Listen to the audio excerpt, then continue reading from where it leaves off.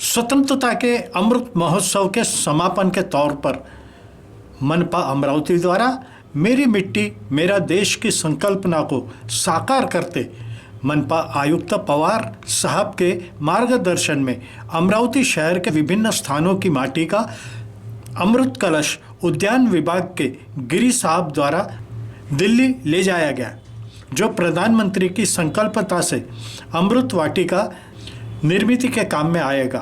समाचार संकलन अशोक भाई जोशी। हे अमृत कलश आहे मेरी माटी मेरा देश अंतर्गत जो कार्यक्रम चालू आहे 30 तारखेपर्यंतचा, त्याच्यातला हा शेवटचा टप्पा। आपल्या अमरावती शहरातली 22 प्रभागातली माती आपण याच्यात जमा केली, ही आपण दिल्लीला घेऊन चाललो। तिथे ही माती अमृत वाटिके गार्डनमध्ये वापरण्यात येणार आहे आणि तिथल्यासाठी पूर्ण भारतातून, पूर्ण शहरातून, नगरपालिका असो, महानगरपालिका असो, नगरपंचायत असो, इथून सगळ्या ठिकाणून असे कळस चालले। याच्यात आपल्या शहरातली माती तिथे चालली आणि या मातीपासून जी माती तिथे जमा होईल, तिथे त्या मातीपासून गार्डन तयार होणार आहे।